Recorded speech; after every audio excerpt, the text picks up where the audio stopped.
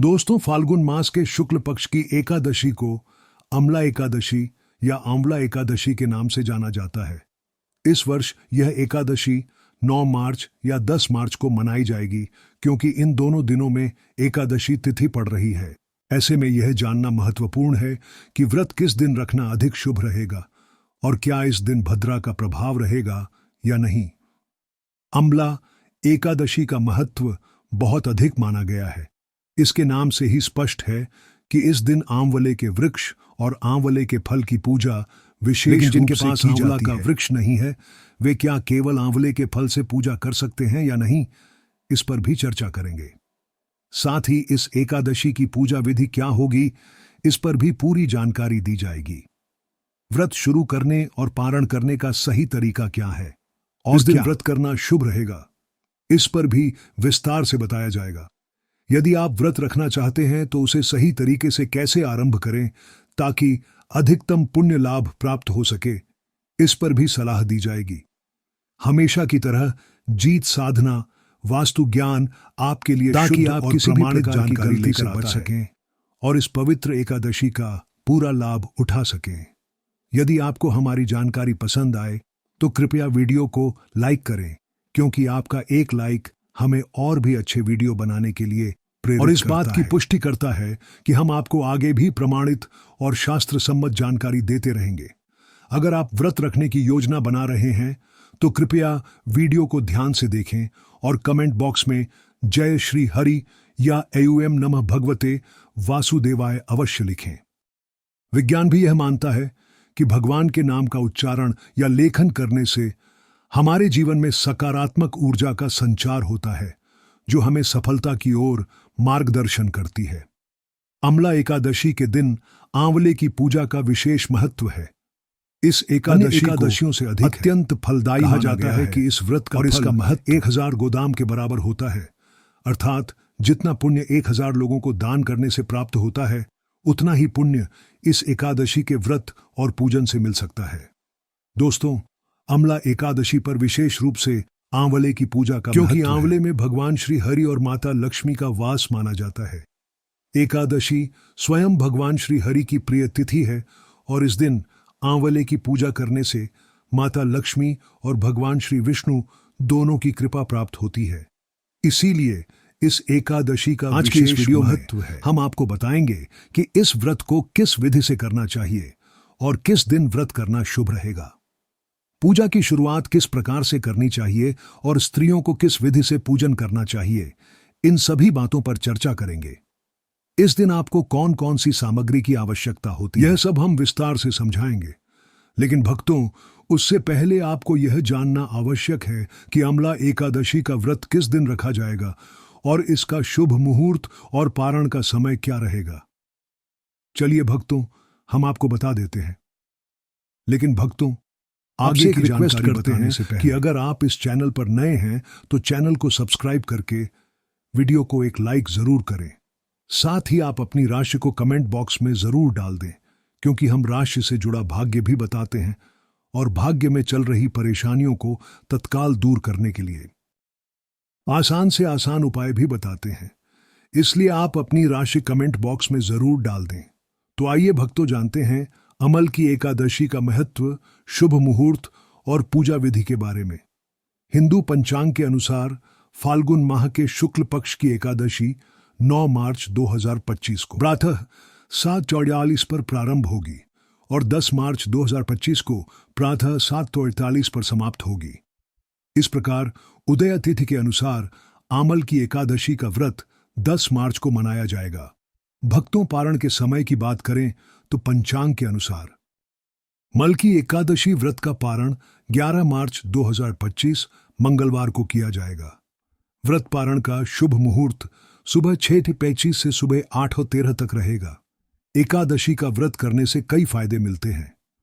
हिंदू धर्म ग्रंथों के अनुसार यह व्रत सैकड़ों तीर्थ छात्राओं और यज्ञों के बराबर पुण्य देता है। इस दिन भगवान विष्णु की पूजा करने से पापों का नाश होता है और मोक्ष मिलता है। इससे जीवन के दुख दूर होते हैं और सुख समृद्धि आती है। यह व्रत जीवन में सकारात्मक करियर, कारोबार में आगे बढ़ने के प्रयास को सफलता मिलती है। चलिए भक्तों, अब हम जान लेते हैं अमला एकादशी की पूजा विधि के बारे में। भक्तों, अमला एकादशी के दिन आपको कुछ विशेष सामग्री जुटा होती है। अगर आपके पास आंवले का वृक्ष है तो यह सबसे यदि आपके उत्तम पास माना आंवले जाता का है। वृक्ष नहीं है तो आप किसी मंदिर में जाकर वहां के आंवले के वृक्ष की पूजा कर सकते हैं। यदि मंदिर में भी यह संभव ना हो तो आप आंवले के फल से भी पूजा कर सकते हैं। अब हम आपको बताने जा रहे हैं कि यदि आप आंवले के फल से पूजन करना चाहते हैं तो उसकी विधि क्या होगी। साथ ही यदि आपके पास आंवले का पौधा या वृक्ष है तो उसे किस प्रकार से पूजना चाहिए, इस बारे में भी पूरी जानकारी दी जाएगी। अगर आपके पास आंवला का पौधा या वृक्ष उपलब्ध नहीं है तो आप आंवले के फल से भी पूजन कर सकते हैं। इसके लिए सबसे पहले आप जैसे कि सामग्री जुटाई, पान, सुपारी, लौंग, इलायची और भगवान श्री हरि को भोग अर्पित करने के लिए हरी मिठाई जिसमें आंवले का अंश हो। इसके साथ अगर संभव हो तो मिश्री, फल, फूल और फूलों की माला भी रख सकते हैं। इसके अलावा एक तांबे का लोटा लेकर उसे शुद्ध करके उसमें गंगा जल और स्वच्छ जल भर लें। भगवान श्री हरि की तस्वीर या प्रतिमा को रखें और इन सभी सामग्रियों को एक थाली में सजा लें। अब पूजन के लिए आपको कुछ आवश्यक सामग्रियां तैयार करनी चाहिए। आपके पास एक छोटा चम्मच होना चाहिए जिससे आप जल अर्पण कर सकें। अगर आपके पास अजवायन उपलब्ध हो तो उसे भी पूजन में रख सकते हैं। पूजा के लिए आपको चौकी और पीला वस्त्र रखना चाहिए ताकि पूजा विधि पूरी तरह से शुद्ध और विधि पूर्वक हो सके। दीपक के लिए शुद्ध घी का दीपक जलाना उत्तम रहेगा। यदि घी उपलब्ध न हो तो तिल के तेल का दीपक भी जलाया जा सकता है। साथ ही आपको धूप और एक खड़ा अक्षत भी रखना चाहिए। पूजन में कलश की स्थापना करना भी आवश्यक है। आप पीतल, तांबे या किसी अन्य धातु का कलश ले सकते हैं। अगर आपके पास धातु का कलश नहीं है तो आप मिट्टी का भी उपयोग कर सकते हैं। इस एकादशी में कलश दान करने की आवश्यकता नहीं होती, यह केवल पूजा के लिए रखा जाता है। कलश के ऊपर श्रीफल, नारियल रखें और यदि संभव हो तो पंचपल्लव, आम या अशोक के सूर्योदय से पहले उठकर स्नान करें और मंदिर या पूजा स्थल की सफाई करें। सारी सामग्री एकत्र कर लें और उत्तर दिशा की ओर मुख करके बैठें। अगर उत्तर दिशा में बैठना संभव ना हो तो आप पूर्व दिशा में भी बैठ सकते हैं। अगर आपके पास लकड़ी की चौकी हो और उस पर पीला वस्त्र बिछाए। अगर चौकी या वस्त्र उपलब्ध नहीं है तो आप सीधे पृथ्वी पर भी भगवान का पूजन कर सकते हैं। भक्तों, हम हमेशा ऐसी पूजा विधि बताते हैं जो किसी भी व्यक्ति के लिए सरल हो, चाहे उसके पास ज्यादा संसाधन हो या कम। एकादशी का पूजन ऐसा होना चाहिए जिसे हर कोई आसानी से कर सके। यदि आपके पास चौकी या अन्य पूजा सामग्री नहीं है तो भी आप पृथ्वी को शुद्ध करके वहीं पूजन कर सकते हैं। पूजा स्थल और सामग्री की शुद्ध के लिए पहले गंगा जल या स्वच्छ जल लें। एक पुष्प लें और जल शुद्धिकरण, पवित्रीकरण के लिए आवश्यक होता है। इसके बाद हम ओम पवित्र, पवित्र व सर्वावस्था गतो या समृत पुंडरी का कम सहिया अभियंत्र सचदाम भक्तों। इसका अर्थ यह है कि जो व्यक्ति अपवित्र हो या पवित्र हो, चाहे वह किसी भी स्थिति में हो, यदि वह भगवान श्री विष्णु पुंडरीकाक्ष का ध्यान करता है और उनका स्मरण करता है तो वह बाहरी और आंतरिक रूप से शुद्ध हो जाता है। मंत्र का जाप करते हुए सामग्री और स्वयं को शुद्ध कर लेते हैं। अब भगवान श्री हरि को विराजमान करने का समय है। यदि आपके पास चौकी हो तो उस पर पीला वस्त्र बिछाएं और भगवान की प्रतिमा या तस्वीर रखें। यदि चौकी ना हो तो पृथ्वी पर स्वच्छ स्थान पर भगवान की प्रतिमा रखें। भगवान को आसन देने के लिए उस स्थान पर थोड़े से और भाव रखें कि भगवान इस स्थान पर विराजमान हो जाए। फिर भगवान की तस्वीर या मूर्ति को वहां रखकर श्रद्धापूर्वक पूजन आरंभ करें। आंवले के वृक्ष का पूजन विशेष रूप से महत्व रखता है। यदि आपके पास आंवले का गमला या पौधा हो तो उसे भगवान की तस्वीर के। यदि आंवला का वृक्ष बड़ा हो और उसे स्थान से स्थान पर ले जाना संभव ना हो तो वही पूजा करें जहां वह वृक्ष स्थित है। आंवले का पूजन दिव्य पूजन माना जाता है, इसलिए उसे सम्मानपूर्वक पूजा स्थल पर रखें। इसके बाद आंवले का पूजन आरंभ करें। एक चम्मच जल अपने दाहिने हाथ में लें और धीरे धीरे जल अर्पित करें। फिर 3 बार जल अंजलि दें और निम्न मंत्रों का उच्चारण करें। ओम माधवाय नमः, ओम केशवाय नमः, ओम नारायण नमः। इसके बाद तिलक करें और मौली यदि आपके परिवार के अन्य सदस्य पूजा में शामिल हैं तो उन्हें भी तिलक और मौली बांधे पूजन की एक अहम प्रक्रिया है। संकल्प पूजा में जरूरी होता है क्योंकि यह व्रत के उद्देश्य और सफलता के लिए महत्वपूर्ण होता है।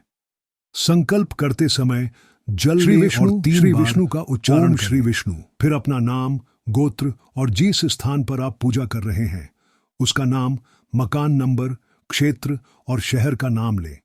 इस प्रकार संकल्प में आप यह तय करते हैं कि आप किस उद्देश्य से व्रत कर रहे हैं। संकल्प यदि के आपने बाद कलश पूजा की स्थापना करें। की है तो सबसे पहले उसका पूजन करें। अगर कलश की स्थापना नहीं की है तो पहले आमवले का पूजन करें और फिर भगवान श्रीहरि का पूजन करें। कलश पूजन में गंगा जल और कलश के या ऊपर शुद्ध नारियल नारियल रखें। इसे लाल कपड़े में लपेटकर या मौली बांधकर पूजा में रखें।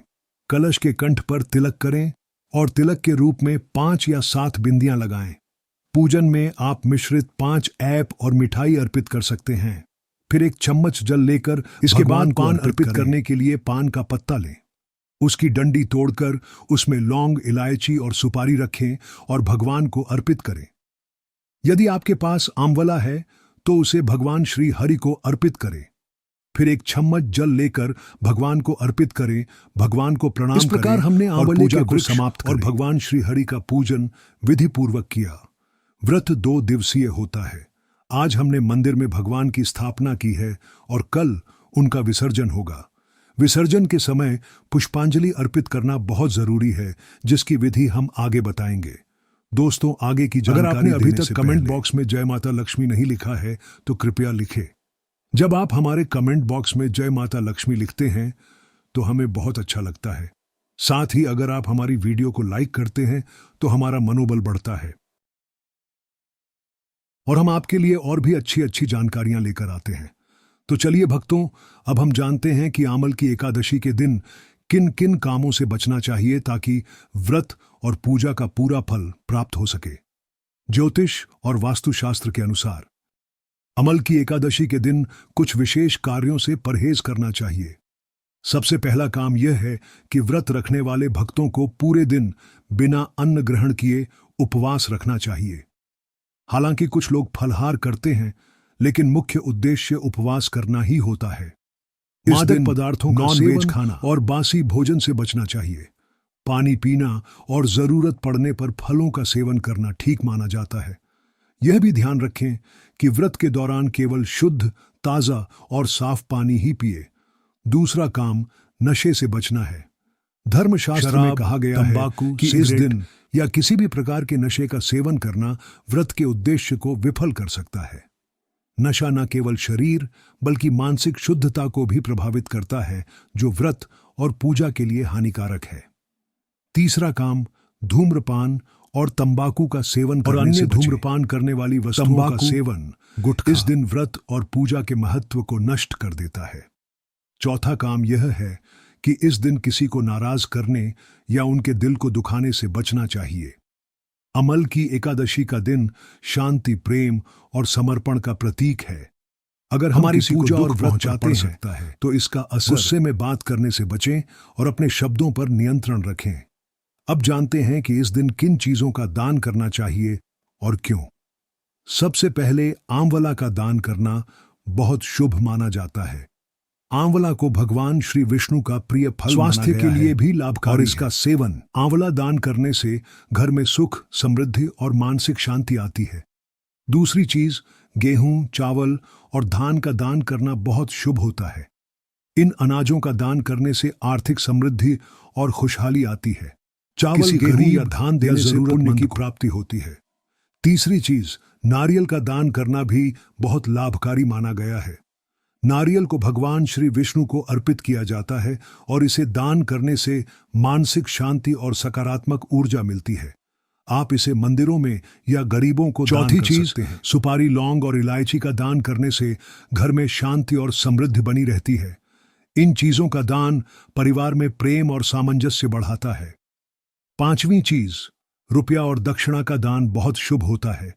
इसे विशेष रूप से ब्राह्मणों और जरूरतमंदों को आर्थिक समृद्धि और भगवान की कृपा मिलती है। छठवीं चीज, कंबल और वस्त्र का दान। सर्दी के मौसम में जरूरतमंदों के लिए बहुत फायदेमंद होता है।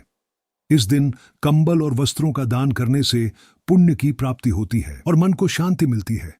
सातवीं चीज, फल और मिठाई का दान करने से व्यक्ति के जीवन में खुशी और सकारात्मकता आती है। आंवला, केला, आम और अन्य फलों का दान विशेष रूप से शुभ जानते हैं कि आमला की एकादशी के दिन किन चीजों को भूलकर भी नहीं खाना चाहिए। सबसे पहले चावल और चावल से बनी चीजों का सेवन नहीं करना चाहिए। चावल में अधिक ऊर्जा होती है जो शरीर में आलस्य और भारीपन लाती है। इस दिन हल्का और सात्विक भोजन करना चाहिए। दूसरी चीज, लहसुन, प्याज और दालों का सेवन शराब व्रत के दौरान नहीं करना चाहिए। ये सभी चीजें तामसिक होती हैं और मानसिक शांति को बाधित करती हैं। तीसरी चीज, पालक का साग, गोभी, गाजर और शलजम जैसी सब्जियों से परहेज करना चाहिए। ये सब्जियां शरीर में गर्मी उत्पन्न करती हैं। चौथी चीज, व्रत के दौरान मसाले जैसे हिंगराई, सरसों, इमली और अजवाइन का सेवन भी नहीं करना चाहिए। ये मसाले तामसिक होते हैं और मानसिक शांति को प्रभावित करते हैं। अब जानते हैं कि व्रत के दौरान क्या खाना चाहिए। इस दिन हल्का, शुद्ध और सात्विक भोजन करना चाहिए, जैसे फल, दूध, आलू की सब्जी, कद्दू की सब्जी, दही और शुद्ध घी से बने व्यंजन, ताजे फल और पानी का सेवन करना भी लाभकारी होता है। इससे शरीर को शांति और ताजगी मिलती है। दोस्तों, अगर आपको हमारा वीडियो पसंद आया हो तो इसे लाइक जरूर। आपका एक लाइक हमें बहुत मोटिवेशन देता है और हम और भी अच्छे वीडियो बना पाते हैं। साथ ही अगर आपने अभी तक हमारे चैनल को सब्सक्राइब नहीं किया है तो तुरंत कर ले, ताकि आप हमारे आने वाले वीडियो को मिस ना करें। आपकी सपोर्ट और प्यार हमें आगे बढ़ने की प्रेरणा देता है। जय माता लक्ष्मी।